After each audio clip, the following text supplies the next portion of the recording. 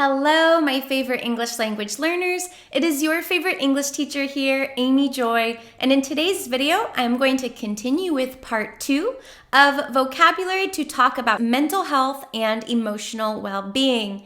If you haven't already watched part 1 of this series, then you can click up here and watch the first part with more vocabulary related to mental health. And before we get started, I want to begin with a trigger warning, letting you know that one of the vocabulary words today relates to suicide. So if you find that topic too triggering or too uncomfortable, then feel free to watch some of my other videos. Okay, with that being said, let's get started.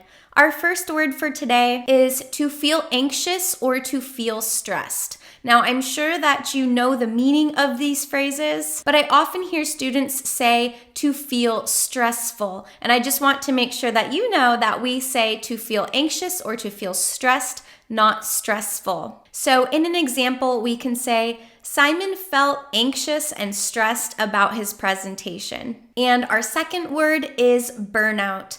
Burnout refers to exhaustion caused by stress. Ever since COVID began, the word burnout has been used a lot in the US, and you can use the noun form, which is burnout, or you can use the adjective form, to feel burned out. So using both of these words in a sentence, we can say, during COVID, many nurses experienced burnout. What did they experience? Burnout, which is the noun form.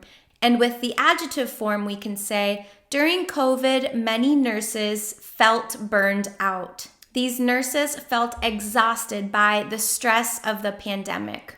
And number 3, to reduce anxiety or reduce burnout. This means to decrease anxiety or decrease burnout. You might have already known that, but this is a really good collocation to be aware of. And in a sentence, we can say, some people try to reduce anxiety or reduce burnout by exercising and spending time in nature. And similarly, number 4, we have another collocation, which is to cope with something. To cope with something means to deal with a difficult situation or try to make a difficult situation better. So in a sentence, we can say, Simon felt burned out after working on his presentation for 6 months. To cope with the burnout, he made sure that he stopped working on weekends. So he tried to fix his situation by taking a break on the weekends. Okay, and before moving on to the next word, I just want to remind you to like this video, subscribe to my channel, and click that notification bell so that YouTube will notify you whenever I post a new video. Thank you! And our next phrase is to commit suicide.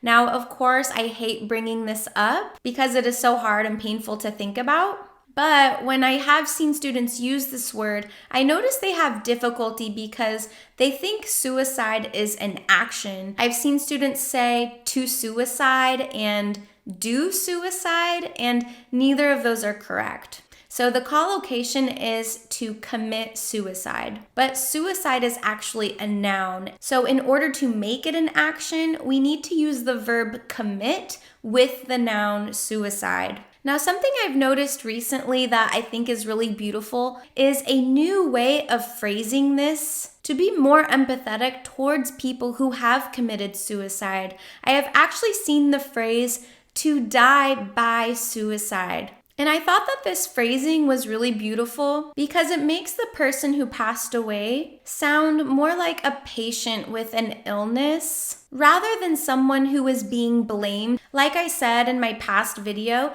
there's been a big movement to destigmatize mental health. And I think just a change in language and being more empathetic towards people who have died by suicide is one way that our society is changing to destigmatize mental health.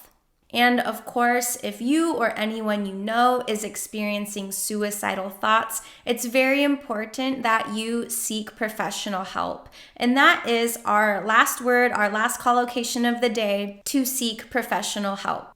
Oftentimes, with access to the internet, we might like to diagnose our own symptoms or watch videos to find out what might be going on with us, but those resources can never replace a professional. So it's important, if you think you have a mental illness, that you seek professional help and get the advice of a certified expert. All right, I know that wasn't the happiest video, but I hope that these words and collocations will help you discuss the topic of mental health and emotional well-being a little bit more easily. Thank you so much for watching. I hope you learned something new, and if you did, don't forget to like this video, subscribe to my channel, and click that notification bell, and I will see you next time. Bye!